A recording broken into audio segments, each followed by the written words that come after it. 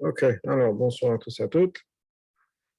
Le thème d'aujourd'hui, c'est Yitzhak et vraiment le rôle pivotal, je dirais, qu'Yitzhak a dans la continuité de l'enseignement d'Abraham. Abraham a commencé une révolution, le monothéisme, qui continue jusqu'à aujourd'hui.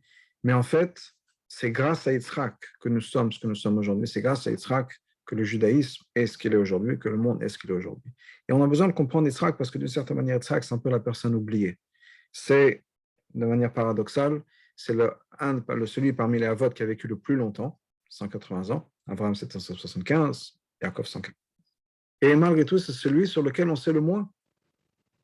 Il y a une seule paracha qui parle vraiment de Yitzhak, et bien sûr la Kedat Yitzhak, la fin de la paracha de la semaine dernière, il y a 2 semaines, mais dans la paracha d'il y a 2 semaines, ou même à chaque fois qu'on parle de Yitzhak, Yitzhak est vraiment passif. Que ce soit son mariage, c'est quelqu'un d'autre qui s'occupe de ça, Avraham, Eliezer, que ce soit Kedat Yitzhak, c'est vraiment Avraham qui est le héros, si on peut dire, on parle de Kedat Yitzhak, mais on parle tout le temps du Nisayon de Avraham. On ne mentionne pas souvent le Nisayon de Yitzhak. La seule paracha qu'on a vraiment qui parle d'Yitzhak, c'est les Toldot. Les Toldot, où on parle donc maintenant de Yitzhak de manière active. Mais on ne sait pas beaucoup de celui. Avraham a 2 parachutes et demi, plus Yaakov a plus de 4 parachutes. Presque toutes les dernières parachutes, depuis donc à partir de cette semaine, depuis Toldot, jusqu'à la fin de Chumash Bereshit, on parle de Yaakov. C'est celui qui a vécu le moins longtemps, mais on a plus de détails. Yitzhak, il est un peu oublié d'une certaine manière, mais il a un rôle extraordinaire à jouer. D'ailleurs, le Zohar nous dit la chose suivante. Le Zohar nous dit dans Parashat Toldot, dans le Zohar Hadash, que quand les Pélishtim ont bouché les puits qui avaient été creusés par Abraham, le monde est reparti à faire Avodah Zarah. Les gens ont oublié Hachem et le monde était dévasté, désolé. C'était une désolation. Une fois qu'Yitzhak est revenu et a recreusé ce puits-là, le monde est reparti à une croyance en Hachem. Chazar olam letikono, le monde est reparti à être comme il devait être. C'est-à-dire que la révolution qu'Abraham avait faite, dit le Zohar, s'est arrêtée. Une fois qu'Abraham est mort, toute cette inspiration, tous les bals de tchouva qu'il a fait, tout ça a disparu. Et c'est grâce à Yitzhak que c'est revenu. C'est Yitzhak qui a assuré et assumé la continuité de cet enseignement d'Abraham. Et il faut comprendre pourquoi et comment, quel est le secret que Yitzhak avait, qu'est-ce que ce secret pourrait nous enseigner à nous aujourd'hui quand nous voulons transmettre nos valeurs à nos enfants, puisque c'est un problème qu'on se pose tous en tant que parents et éducateurs, comment faire en sorte que nos valeurs, nos idéaux se transmettent à la génération d'après. Comment est-ce qu'on peut faire que nos enfants continuent avec le même idéal que nous avons? Comment assurer cette continuité? Et Yitzhak est la clé pour comprendre ça. Et non seulement Yitzhak, mais comme le Zohar nous dit, c'est lié au puits. Puisque le Zohar nous dit, le Zohar Hadash, quand les puits ont été bouchés, l'Aïmouna s'est arrêtée. Quand les puits ont été recreusés, l'Aïmouna est revenue. Cette histoire, cette transmission passe par les puits. Et donc, à nous de comprendre quel est le message de ces puits-là, quel est le message de Yitzhak, quel est le secret de la réussite de Yitzhak, là où Avram a échoué d'une certaine manière. Là, Avram n'a pas pu assumer et assurer la continuité. Qu'est-ce que Yitzhak a fait pour pouvoir continuer? Alors, revenons un peu au début avec ces puits-là. De quoi il s'agit? Quels sont les puits d'Avram, les puits de Yitzhak? Bien, Avram n'était pas loin de Sdom. Sdom a été renversé.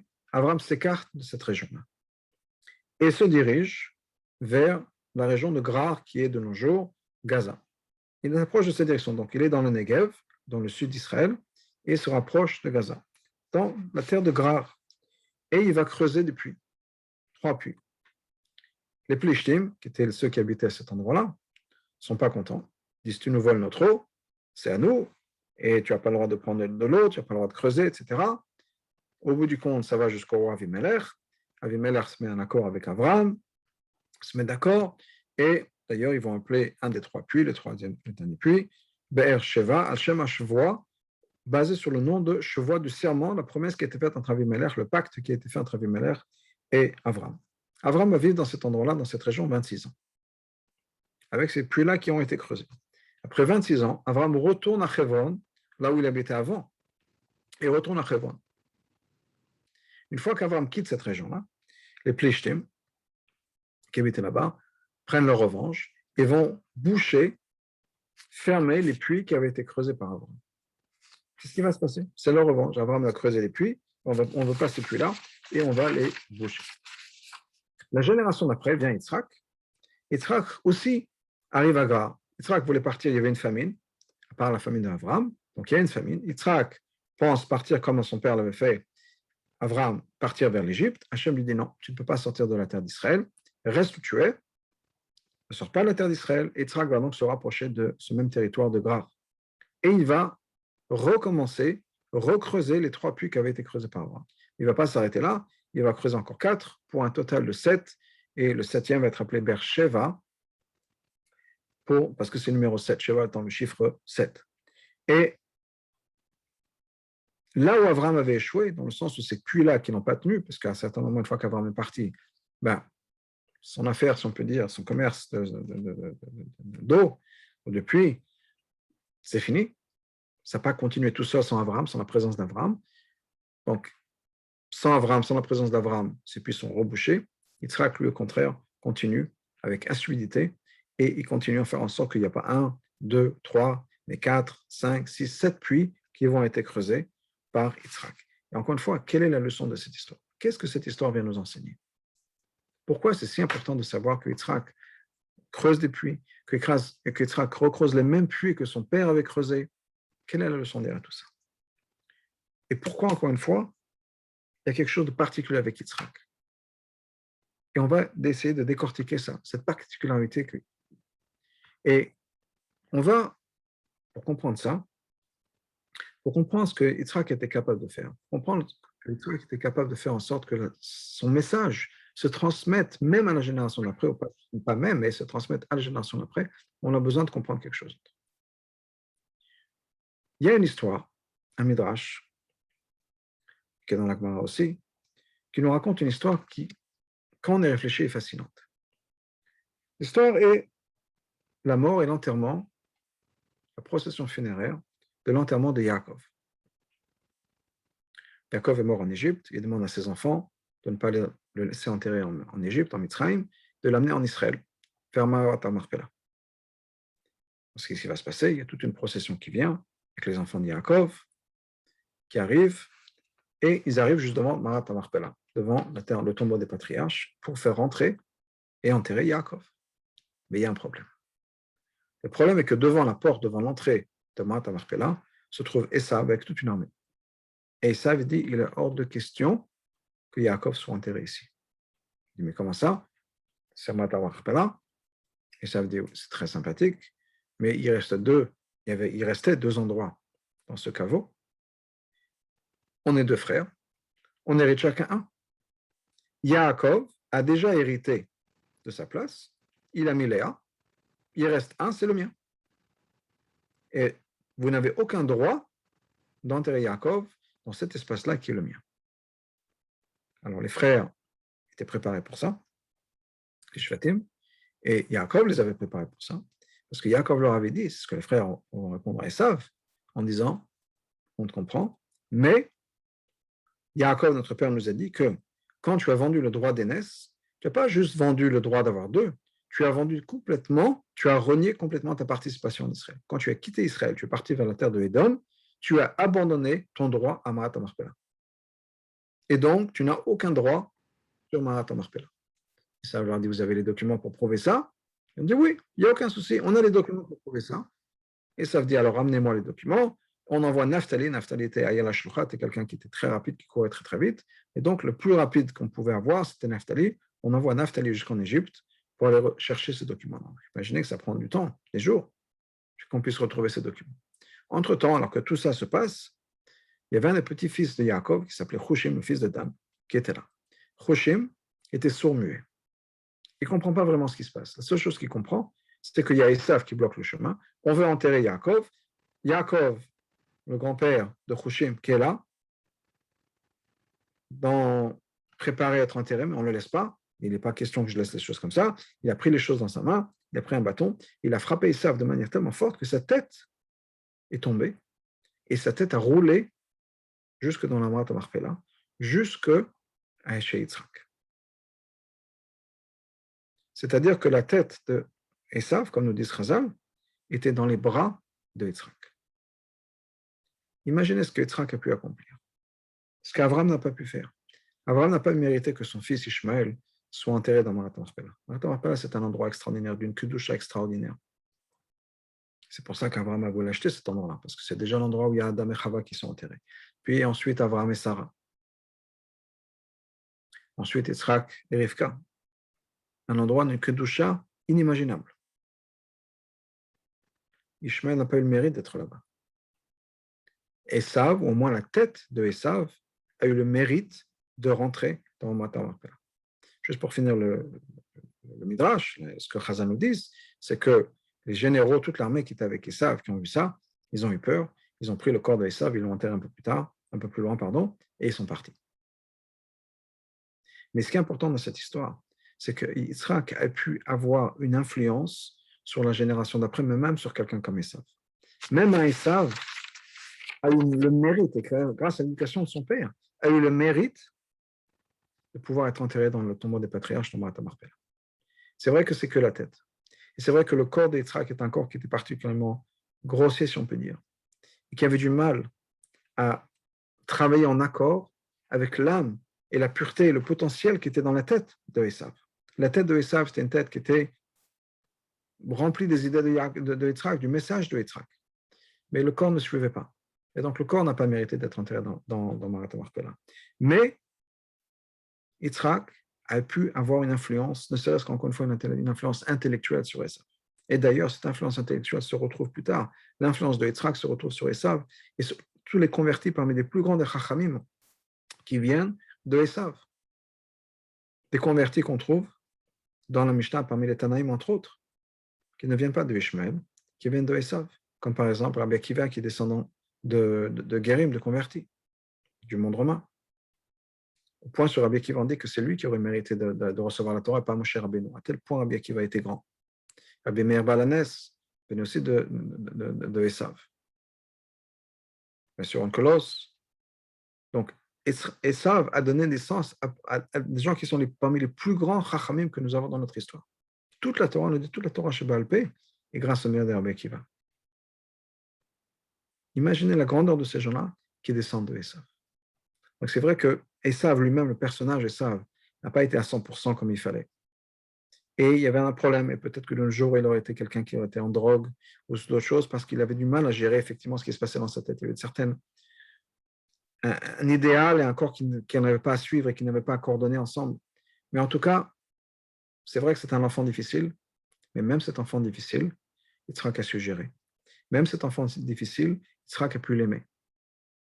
Et même cet enfant difficile, au bout du compte, il va être enterré dans Marat Marpella. Sa tête va être enterrée dans Marat Marpella, dans les bras de son père. On dit que ces deux personnes qui s'aimaient tellement, puisqu'on dit que la paracha dit qu'Yitzhak avait Esav, Yitzhak aimait Esav, même dans leur mort, n'ont pas été séparés. Il y avait un amour profond, un lien profond entre les deux, et que Yitzhak a su donner à Esav. Et encore une fois, on revient à cette idée-là. Yitzhak a pu faire en sorte que son fils Esav est un grand dans Kibud Avim. Il est un exemple, un modèle de Kibud Avim. Comment est-ce qu'Yitzhak a pu faire ça? Comment Yitzhak a pu donner tellement et faire en sorte que Esav le récupère? Esav ait du respect pour son père. Esav va être le père d'une multitude de Goïm, de Guérim, pardon. Et Yitzhak a fait quelque chose qu'Abraham n'a pas pu faire encore une fois avec Ishmaël. Comment est-ce qu'on fait pour éduquer un enfant pour qu'à travers sa vie, il ait ces valeurs-là, comme Yitzhak l'a fait avec Esav? Encore une fois, ce n'était pas parfait. Mais sans Yitzhak, on ne serait pas là aujourd'hui. Sans cette continuité, sans ce que Yitzhak a fait, comme le Zohar nous dit clairement, il n'y aurait pas de judaïsme aujourd'hui. Alors comment est-ce qu'on fait ça? Et comme on l'a dit tout à l'heure, le secret de comprendre comment transmettre ça à la génération d'après, c'est comprendre la vie de Yitzhak et comprendre en particulier les puits. Et comprendre que le Yitzhak, c'est ce père-là, ce père aimant, mais ce père parfait, cet éducateur parfait qui a su être là pour ses enfants et pour ses élèves. Chazal nous dit une histoire extraordinaire. C'est qu'à l'époque de Mashiach, avant la venue du Mashiach, Hachem va voir les Havot. il va leur dire, vos enfants ont fauté. Et chacun des Avot aura une réponse. Mais il va voir Yitzhak. Il va voir Yitzhak et dire, Yitzhak, tes enfants ont fauté. Yitzhak lui répond, mes enfants ont fauté. C'est pas aussi tes enfants à toi? Est-ce que tu n'as pas dit au moment de Yetziat Mitzrayim Matan Torah, Beni Bechori Israël, mon fils, mon premier-né? Pourquoi est-ce que tout d'un coup, tu me les mets sur mes épaules? C'est tes enfants à toi aussi. Ne me dis pas que mes enfants ont fauté. C'est tes enfants à toi aussi. Assume. Je me dis, OK. Puis Yitzhak continue en disant, ils ont fauté. Ça veut dire quoi qu'ils ont fauté? Disons qu'une vie moyenne, quand c'est marqué dans les Télim, Shivim Shana, c'est 70 ans. OK. Sur les 70 ans, avant 20 ans, on n'est pas puni. Bedin Shelmala, le Bedin en haut, ne punit pas avant 20 ans. Donc, on parle de 50 ans de fautes punissables. Okay. Sur la journée, la moitié de la journée, on dort. Donc, on est à 25 ans. Okay. Le reste de la journée, on est occupé avec le travail, la maison, les enfants, les courses. On n'a pas vraiment de temps. Donc, il reste la moitié de ça. Un quart de la journée, on peut faire vraiment, on est libre de faire des fautes. 12h30. Okay, pardon, 12 ans et demi. Sur les 70 ans, on est 12 ans et demi, au maximum 12 ans et demi, on peut faire des fautes. Pour 12 ans et demi sur toute une vie, c'est pour ça que tu fais toute une histoire. C'est vrai que Hachem, c'est quoi? On se partage moitié-moitié. Je prends 6 ans et quart, tu prends 6 ans et quart de responsabilité, et on les pardonne. Et même si tu ne veux pas, tu sais quoi? J'assume moi les 12 ans et demi de fautes qu'une personne pourrait faire à travers sa vie. Parce que ils ont ce vote, j'ai le srout de la Kedat Yitzhak. J'ai donné ma vie pour Hachem, j'étais prêt à donner ma vie pour Hachem, que ce mérite-là les protège. Et à ce moment-là, le peuple juif va dire à Yitzhak, qui a ta vie, nous, c'est toi qui es notre Père, c'est toi qui vas être là pour nous dans les moments difficiles. Quand on n'est pas les enfants que Hachem aurait rêvé, ou quand on n'est pas les enfants que nos parents auraient voulu, on ne se comporte pas comme il faut, c'est toi qui es là pour nous. Comme Yitzhak l'avait fait avec Esav, Yitzhak est là pour nous aussi. Il est là pour nous protéger, il est là pour être avec nous, il est là pour prendre notre défense, il est là pour nous aimer. Comme un parent qui, quelles que soient les bêtises qu'un enfant va faire, ça ne veut pas dire qu'il ne va pas punir, ça ne veut pas dire qu'il ne va pas discipliner, mais il nous aime. Et ça, c'est une partie du secret de Yitzhak. Il accepte ses enfants, quels qu'ils soient. Mais revenons à l'histoire des puits. Puisque, comme on l'a dit tout à l'heure, les puits, c'est la clé pour comprendre cette histoire-là. C'est la seule histoire dans la Torah où on est vraiment Yitzhak est impliqué à 100%. C'est une histoire où Yitzhak se fait. Et le héros, si on peut dire. Pas juste un caractère passif, en tout cas, on a l'impression que c'est un caractère passif, mais le héros de cette histoire-là. Revenons à l'histoire des puits. Pourquoi cette histoire des puits? D'ailleurs, le Ramban pose la question. Le Ramban pose la question à savoir qu'est-ce que c'est que cette histoire? Qu'est-ce que cette histoire de la Torah vient nous enseigner? Quel est le sens de cette histoire? Le Ramban, d'ailleurs, ne trouve pas de réponse. Il ne dit pas dans le Pshat qu'il y a une réponse. Au contraire, c'est Maaseh Avot Siman Lebanim. Le fait que Yaakov a creusé ces puits-là, et en particulier les 3 premiers puits d'Avraham Avinu, Maaseh Avot Siman Lebanim. C'est pour nous enseigner ce qui va se passer plus tard pour nous. C'est-à-dire, nous aussi, nous allons creuser 3 fois pour le Beth Amikdash. On va creuser les fondations du premier Beth Amikdash, on va creuser les fondations du deuxième Beth Amikdash, et les deux vont être détruits comme les puits ont été, les Goïms se sont battus avec Avram sur ça. Et ensuite, on va poser les fondations, creuser les fondations du troisième Beth Amikdash sur lequel il n'y aura pas de dispute. Voilà une réponse que le rabbin nous donne, parce qu'il dit effectivement, il n'y a pas de leçon. Mais au-delà de ça, au-delà de cette interrogation dans l'histoire des puits, regardons l'histoire. Alors, il y a un mot qui est donné par les Darshanim, il y a un mot qu'on peut retrouver, peut-être basé sur Rabbeinu Bachaye, qui nous dit qu'ici, il y a un message très fort. Il y a un message extraordinaire dans ce que Yitzhak fait. Qu'est-ce qu'Yitzhak a fait? Yitzhak a repris le travail de son père. Maintenant, Yitzhak aurait pu reprendre d'autres choses. Mais ce qui est important, on va parler de pourquoi est-ce qu'il a pris ça d'abord les puits et pourquoi parce qu'il n'a pas ouvert un hôtel comme Avraham Avinu avait. Avraham Avinu, c'était hôtel et tout le monde connaissait l'Achnasat Ochim d'Avraham Avinu. C'est fameux au point où on nous dit, c'est le Rabbi le ramène dans un Yom Yom, que de Chazal du Midrash, que la mida de Chesed de Hatzilut est jalouse de maintenant j'ai plus rien à faire. Avraham est là, c'est lui qui fait tout le travail de Chesed de Hatzilut. Parce qu'il est là, il donne à manger à tout le monde, il est là pour servir tout le monde. Alors bien sûr qu'Abraham avait une intention, c'était pour développer la croyance en Hachem, pour faire en sorte que tout le monde croit en Hachem. Mais le fait est qu'Abraham Avinu était dans un business. Il a aussi ouvert des puits, mais son business essentiel, c'est l'hospitalité. Yitzhak n'a pas repris ça, il n'a pas repris l'hospitalité. Il a repris une autre chose de son père, qui creusait depuis. Mais ce que Yitzhak a réussi à faire, est-ce que la leçon de Yitzhak, nous dit Rabbeinu Bachaye, c'est quoi? C'est l'assiduité et la continuité. Yitzhak, quand il est parti reprendre, recreuser les puits de son père, qu'est-ce qu'il a fait? Il a continué le travail de son père. Là où il y avait des problèmes, il est reparti. Et il a fait étape par étape. Il a recreusé le premier puits, puis le deuxième, puis le troisième, puis le quatrième, puis le cinquième, le sixième, le septième, au point même le Plishtim qui n'était pas content avec Abraham, mais ça se fait, on peut pas, il ne s'arrête jamais ce type, il continue sans arrêt, sans arrêt. Qu'est-ce que va le problème qu'on lui fasse? Même si on va essayer de reboucher le puits, il continue, se relève le lendemain matin, il est prêt à repartir. Même s'il n'est pas d'humeur, même s'il n'a pas envie, c'est la continuité. La grande leçon de nous dire Rabbeinu Bachaye, c'est ce que d'autres Darshanim apprennent de Yitzhak, c'est la continuité. Être là, jour après jour, quoi qu'il arrive, avec inspiration, sans inspiration, mais d'être là, de répondre présent à l'appel et de faire ce qu'il faut faire. Se lever tous les matins pour aller au minyan. Ah, il y a des jours où il fait froid, il y a des jours où je suis fatigué, des jours où il fait nuit dehors, j'ai pas envie, où il pleut, n'importe quoi. Non, je me lève le matin et je le fais. Jour après jour après jour. Et ça, nous disent les commentaires, c'est la grande leçon de Yitzhak. Yitzhak a réussi à prendre l'idéal, la révolution d'Avram, parce qu'il faut comprendre que dans le monde Avram se trouvait, c'est une révolution. Prendre cette révolution d'Avram et la transformer en une manière de vie, un mode de vie.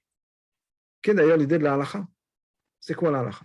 C'est prendre notre relation avec Hachem et de la structurer de manière à ce qu'on sache, à chaque fois on ouvre le Shulchan Aruch, il est 7 heures du matin, comment est-ce que je peux servir Hachem? Comment est-ce que cet idéal d'Abraham, comment cet idéal de Matan Torah, comment cet idéal de Matan Torah et de Dira Betartonim et de Mashiach, etc., comment est-ce que j'en peux faire en sorte que ça entre dans ma vie? C'est des actions. Alors le matin, on se lève, il y a la tefila, il y a ci, il y a ça. C'est créer une routine divine. Faire en sorte que la routine soit en accord avec l'idéal d'Abraham. Et ça, c'est le génie, si on peut dire, de Yitzhak, d'avoir pu prendre un idéal, une révolution, et d'en faire un mode de vie. Et c'est là où il y a énormément de révolutions qui se perdent, si on peut dire, c'est justement dans cette deuxième génération. Qu'est-ce qui se passe après cet élan? On a une bonne idée, il y a un groupe de gens qui veulent faire un changement dans la société, un groupe de gens qui veulent faire un changement dans quelque chose qui se passe. Et des fois, ça peut être à la chaude, des fois, ça peut être dans une ville, ça peut être n'importe quoi. Il y a un groupe de jeunes qui veulent faire quelque chose, on va changer quelque chose, les choses ne peuvent pas continuer. Très bien. Et on fait un meeting, on fait un deuxième meeting, puis après, il y a la vie qui reprend le dessus. Et on reprend ses habitudes. Le génie de Yitzhak, c'était justement de pouvoir créer cette assiduité, cette continuité dans la révolution d'Abraham. Créer des emplois du temps, créer une structure. Tous les jours, voilà, ce qu'on fait ça, le dimanche on fait ci, le lundi on fait ça, le mardi on fait ci, le mercredi on fait ça, arrive le Shabbat, il y a ça, il y a un Purim, il y a un Hanouka, il y a un Seder, imaginez le Seder de Pessah où il n'y avait rien à faire. Chacun fait ce qu'il veut. Combien de temps ça aurait tenu? Mais c'est justement la rigueur, la strictesse du fait que c'est comme ça le Seder, etc., qui fait que ça donne un continu. Parce que si chacun faisait ce qu'on voulait, à un moment donné, ça disparaîtrait. Donc, cette idée-là de continuité est le fondement essentiel du judaïsme et c'est ce don extraordinaire que Yitzhak nous a donné. Dans l'introduction de Yaakov, il y a une discussion très, très fascinante, très intéressante, mais c'est plus que ça, entre trois sages. Qui nous disent quel est le pasouk le plus important de toute la Torah. Si on devait résumer toute la Torah dans un seul pasouk, 140 caractères pour Twitter. Quel est le pasouk le plus important de toute la Torah? Alors, bien sûr, une opinion qui dit Shema Israël Hashem Elokeinu Hashem Echad, Dieu est un. Est-ce qu'il y a quelque chose de plus important que ça? C'est le fondement du judaïsme, le fondement du monothéisme. Quelqu'un d'autre qui dit Va'ahavta l'oreach kamocha, aimer son prochain comme soi. Est-ce qu'il y a plus fort que ça? Hillel nous a dit Ahavat Israël, c'est le fondement de toute la Torah. Le reste, c'est que du commentaire. Se lève Rabbi Shimon ben Pozi. Il nous dit non, le pasouk le plus important, c'est un mouton le matin, un agneau le matin, un agneau le soir. Qui parle du korban, le korban tamid, le korban qu'on faisait tous les jours au Beth Amikdash. Yaakov continue en disant, un homme qui s'est levé, il a dit la halakha est comme un posi. Ça, c'est la halakha, c'est comme ça. Ce pasouk-là, c'est le pasouk le plus important de la Torah. Pourquoi? Le Maharal nous explique pourquoi. Parce que c'est la continuité. quoi qu'il arrive, matin et soir, on continue à pratiquer notre judaïsme. Voilà ce qu'on fait. Un agneau le matin, un agneau le soir, quelles que soient les circonstances, qu'il fasse beau, qu'il pleuve, qu'il fasse chaud, qu'il fasse froid, on se dédie et on continue, on fait ce qu'il faut, avec ce qu'on appelle chez nous Kabbalatol. On accepte et on continue, même si on n'est pas d'humeur. Ça, c'est le secret. Et ça, c'est le cadeau, si on peut dire, la structure que Yitzhak nous a donnée. Structurer, comme j'ai dit, prendre un idéal et faire en sorte que cet idéal devient un mode de vie. Voilà ce qu'Yitzhak nous a donné. Mais, si ça répond à la question du message de Yitzhak, ça nous expliquera pourquoi avec les pluies. Quel rapport avec les pluies? Pourquoi est-ce que ça n'arrêtait pas l'hôtel? Yitzhak aurait pu refaire la même chose. Yitzhak a réouvert un hôtel, une chaîne d'hôtels, de restaurants, comme son père le faisait, Achnasat Ochim, à travers le monde, à travers Israël. Des restaurants partout. Les restaurants du cœur de Yitzhak. Pourquoi est-ce qu'il fallait que ce soit les pluies? Si on veut continuer, on va assumer la continuité d'Abraham. Pourquoi est-ce que c'est les pluies, pas autre chose? Alors, je vais commencer avec une histoire. Vous avez peut-être entendu le nom, c'est un des plus grands orateurs des dernières années en anglais, qui était le grand rabbin d'Angleterre, le Rav Jonathan Sacks. Et ce Rav Jonathan Sacks a participé il y a quelques années au Kinus HaShluchim, la réunion des Shluchim internationale, qui était d'ailleurs cette semaine, ce Shabbat dernier. Mais malheureusement, Rav Sacks n'est plus avec nous. Mais il y a quelques années, c'était lui l'invité d'honneur, c'est lui qui a donné le discours aux Shluchim et leurs invités. Et pendant ce discours, Rav Sacks a raconté comment est-ce qu'il est devenu la personne qu'il est. Et pour vous dire la vérité, dans le monde anglophone, Rav Sacks est une grande personnalité. Tout penseur juif connaît le nom du Rav Sacks. Comment est-ce qu'il arrive à ça? Il a raconté. Il a raconté qu'il était étudiant à Cambridge, en philosophie, qu'il avait fini ses études de philosophie et qu'il était perturbé par certaines choses. Il avait des questions. Parce qu'après tout, ces professeurs de philosophie n'ont pas nécessairement enseigné la Torah et la Chassidut, mais certainement des vues et des visions qui vont contraire à la Torah. Il était confus, il avait des questions. Et une fois qu'il a fini ses études pendant l'année, il avait décidé de prendre l'été, les vacances d'été, et de faire un tour des États-Unis, des rabbanim aux États-Unis pour poser ces questions. Il avait des questions, des monas ou autres. Il voulait en parler avec les rabbanim qui étaient aux États-Unis. Donc, il fait un peu la tournée des chachamim et des rabbanim aux États-Unis. Et son dernier arrêt était chez le rabbi. Comme vous le savez peut-être, les rendez-vous chez le rabbi étaient généralement pendant la nuit. Et il était normal, si on peut dire, d'avoir des rendez-vous au milieu de la nuit, 2, 3, 4, 5 heures du matin. Son tour arrive 2h30 du matin à peu près. Et il rentre. Et il a son habitude, si on peut dire, il a cette question qu'il a posée à tous d'autres rabbanim et d'autres admourim ou autres. Et il commence à poser ces questions. Mon rabbi l'arrête et dit, laissez-moi vous poser aussi quelques questions. Et là, il dit, les tables ont changé. Il dit, combien est-ce qu'il y a de juifs, d'étudiants juifs à Cambridge? Qu'est-ce que vous avez fait pour eux? Qu'est-ce que vous avez fait pour essayer de faire en sorte que ces étudiants juifs ont accès à leur héritage juif?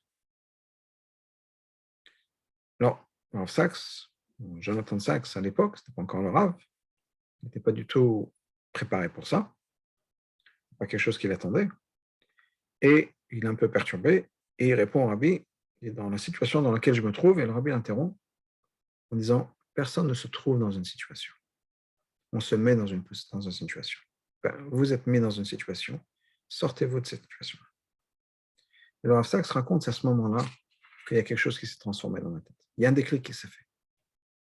Et toute ma vision du monde a changé. Ma vision de moi-même, ma vision du monde. Et ce qui s'est passé dans la pièce du Rabbi, ce qui s'est passé à ce moment-là, c'est que tout d'un coup, le Rav Sacks est devenu un leader, un manik.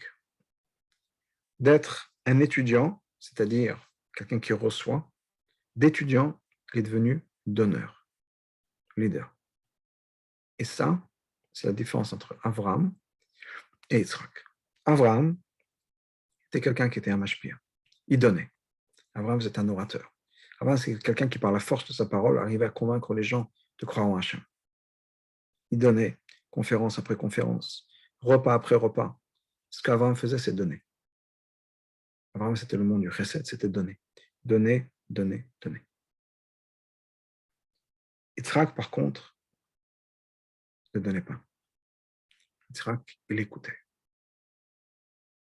Avram parlait, Yitzhak écoutait. Yitzhak permettait aux autres de parler, permettait aux autres de s'exprimer. Et c'est la différence entre Avram et Yitzhak. Avram parlait à tout le monde de Hachem. Encore une fois, il donnait, il parlait, il faisait des conférences, il faisait des discours, il faisait des shurim. Il parlait, il donnait. Mais il y a quelque chose qui a changé et qui par rapport à Yitzhak. Yitzhak a donné sa place à l'autre. Yitzhak a permis aux autres de faire, de s'impliquer. Comment est-ce qu'on s'implique? La meilleure manière et quand on s'implique, quand on est élève, quand on est enfant, la meilleure manière de transformer, de changer, ou bien d'adhérer aux valeurs de nos parents, c'est quand on est impliqué. Et ça, c'est la différence entre Avram et Yitzhak. Quand le mashpé est là, quand la personne qui va donner, qui va influencer est là, et qu'on dépend de son influence, si l'influence disparaît, eh bien la personne arrête d'être influencée. Ce qui fait que, comme le Zohar nous dit, Avram a disparu, si on peut dire, eh bien, les puits ont été rebouchés et le monde est reparti vers la Vodazara, vers l'idolâtrie. Si Avram n'est plus présent, son influence disparaît. On a besoin de la présence d'Avram pour que ça continue. Parce qu'Avram, tout dépendait sur Avram. C'est lui qui donnait, c'est lui qui était là, tout dans la force. C'est un peu comme l'hôtel. L'idée de l'hôtel, on a posé la question tout à l'heure, pourquoi est-ce qu'Israël n'a pas repris l'hôtel comme son père le faisait? Qu'est-ce qui se passe dans un hôtel? Dans un hôtel, dans un restaurant? Le client est passif. On vous sert, on vous donne, on vous amène. La seule chose que vous avez fait, c'est s'asseoir, commander, bien sûr, et manger. Mais le reste, on est passif. On n'est pas dans un restaurant où on s'implique soi-même à cuire, à cuisiner, à choisir les ingrédients. Non, on a la liste, on choisit A, B, C, et voilà. Le reste, on est passif. C'est pas ce que Yitzhak faisait. Il y aura, je pense, à l'échelle humaine, jamais d'état. Yitzhak, c'est pas ce qu'il faisait. Yitzhak permettait aux autres de participer, de s'impliquer. Et ça, c'est le secret de Yitzhak. On va revenir au puits bientôt. Mais c'est permettre aux autres de pouvoir justement participer et s'impliquer. C'est avoir confiance en les autres. Et même si les autres, c'est Yitzhak, c'est pardon, Esav. Même si les autres personnes sont Esav, malgré tout, c'est permettre à ces gens-là de participer, de donner l'action. C'est, entre autres, le secret du Rabbi, on parlait tout à l'heure avec le Rav Sachs, ce que le Rabbi l'a dit, les shluchim à travers le monde. On revient du Kinos HaShluchim, la réunion mondiale des shluchim. Quand le Rabbi a pris un couple jeune, les a envoyés dans un endroit perdu au fin fond de on ne sait où, et tout d'un coup, le judaïsme se développe et fleurit. Le Rabbi a fait confiance à ces gens-là. Il leur a permis de se développer, leur a permis d'être indépendants, leur a donné la liberté de se découvrir eux-mêmes, de découvrir ce qu'ils étaient capables de faire, de les responsabiliser. Et cette responsabilité que le Rabbi a donnée à ces jeunes gens leur a permis de se développer et de développer la région autour d'eux. Ils sont devenus indépendants. Ils ne dépendent pas à chaque fois d'un coup de téléphone et de qu'est-ce que je fais, etc. Malheureusement, après Gimel Tammuz, après la disparition du Rabbi, les gens se disaient tous, ça y est, c'est la fin de Chabad. Le Bavitch va disparaître du monde, c'est plus possible parce que tout se repose sur les épaules du Rabbi. Les choses ont continué, encore une fois, on revient du Kinos HaShluchim. On peut dire facilement que les 2 tiers, si ce n'est plus, des Shluchim du monde, de nos jours, sont des gens qui sont partis envoyés en tant que le Rabbi, par le Rabbi représenté Chabad à travers le monde. Après la un rapprochement entre l'Iran et... Donc, un message important qui est de responsabiliser les autres. La personne qui a un micro ouvert pourrait peut-être le fermer, s'il vous plaît.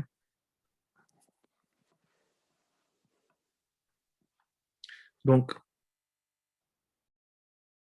de responsabiliser l'autre, donner de la place à l'autre, c'est le secret de la réussite du Rabbi en tant qu'éducateur.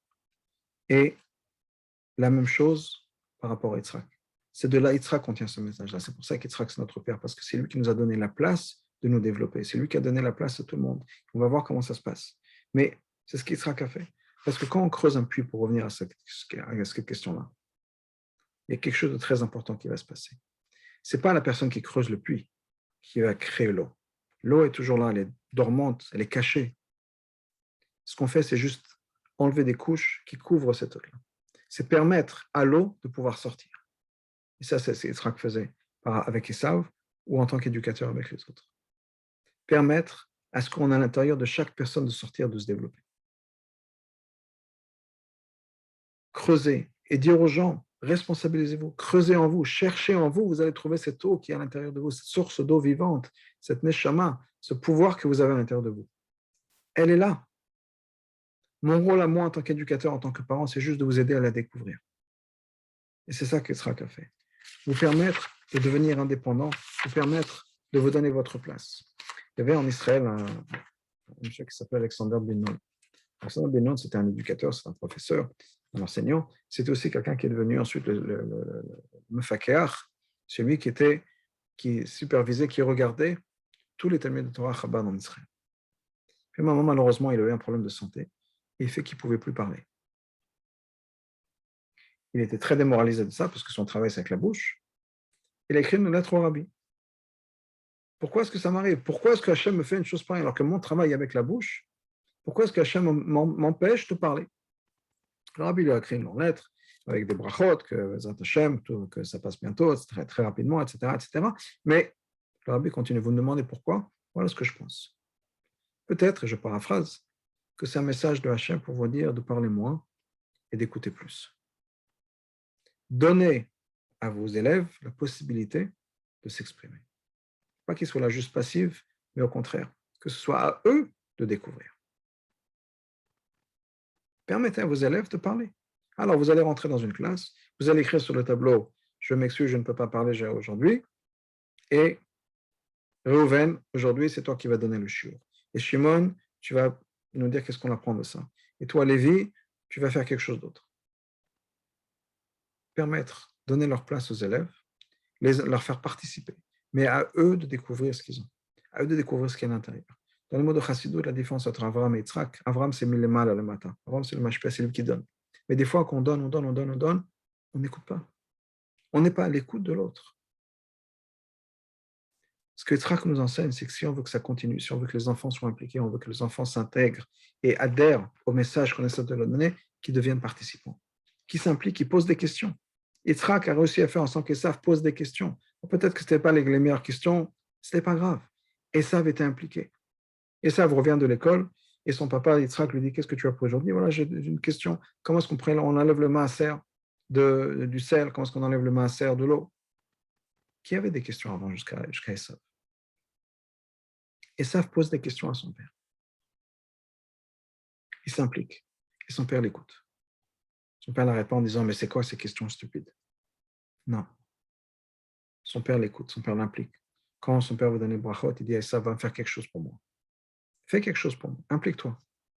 Je te donne une opportunité de faire, je te donne de faire quelque chose. Ne sois pas juste à l'écoute, ne sois pas juste à recevoir. Je veux que tu donnes.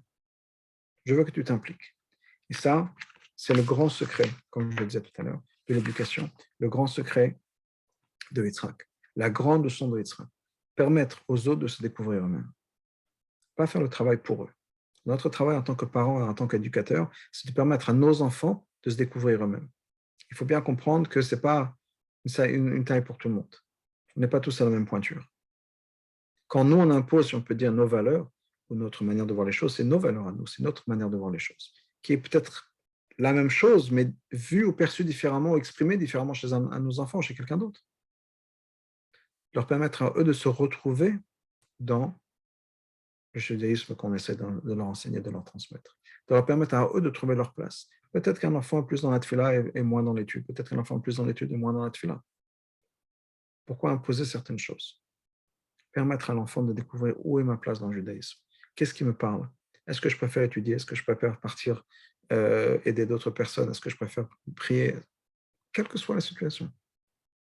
Et permettre à l'enfant, permettre à la personne en face de nous, notre élève, de se développer, de se découvrir soi-même. Je racontais tout à l'heure l'histoire de ce monsieur Abinoun.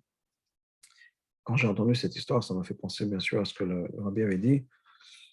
Euh, Ça fait maintenant Tafshinun Bet en 1992, donc ça fait 40 ans, non 30 ans, pardon, 30 ans, en Shvat, une semaine avant Yud Shvat, donc 1992, Tafshinun Bet, où le Rabbi a parlé du Rabbi précédent. Le Rabbi précédent, les dernières années de sa vie, ne pouvait pas parler clairement. Il a eu un problème de santé qui fait que quand il parlait, ce n'était pas clair. Il a eu une attaque cérébrale, et ce qui fait que ce n'était pas clair quand il parlait. Et les gens avaient du mal. Sclérose en plaques, pardon. Les gens, ce n'était pas clair. Le rabbi dit, mais pourquoi est-ce qu'Hachem fait ça à un tzaddik, à un rabbi? Le rabbi a le pouvoir, sa manière dont il travaille, si on peut dire, c'est par la parole, en communiquant. Si un rabbi ne peut plus parler, qu'est-ce qui va se passer? Comment est-ce qu'il peut jouer son rôle? Et le rabbi a répondu à la question. Il a dit, la réponse, on la trouve dans la paracha de la semaine, qui était la paracha de Shemot, où il y avait Moshe et Aaron. Et Moshe dit à Hachem, dit, tu m'envoies parler à Pharaon, mais je ne sais pas parler, je ne peux pas parler, je bégaye. Et Hachem lui a répondu, ok, tu bégayes, quelqu'un d'autre va parler à ta place, Aaron. Mais nous dit le rabbi, c'est la même chose. Si un rabbi ne peut pas parler, le message est pour les chassidim. À nous de parler à la place du rabbi. À nous de prendre un rôle actif dans notre responsabilité par rapport aux enseignements du rabbi. Que ce soit l'idée de Mashiach, où ce n'est pas juste au rabbi nous de dire Mashiach arrive, à nous de faire quelque chose. À nous de prendre la relève, si on peut dire d'une certaine manière, à nous de devenir actifs et pas juste passifs. À nous de prendre la direction et la charge, la responsabilité de faire transmettre ce message-là. On n'est pas juste là à s'asseoir en attendant, dites-moi quoi faire. On reste passif. À nous de réfléchir, à nous de chercher, à nous de nous impliquer.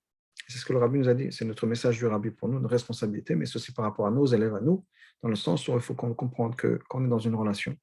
À nous de donner la place à l'autre pour que l'autre puisse se découvrir, s'épanouir, se développer. Et ça, c'est le grand message de l'éducation, et je vais finir avec ça, ce grand message de l'éducation. Permettre à nos élèves, permettre à nos enfants de trouver leur place, les écouter plus, parler moins, et leur permettre de s'impliquer aussi. On a compris ça, on a compris le secret de l'éducation, de faire en sorte que nos enfants soient impliqués, suivent dans notre chemin. Bien sûr, il y a toujours le libre arbitre, mais nous aurons fait ce qu'Hachem attend de nous.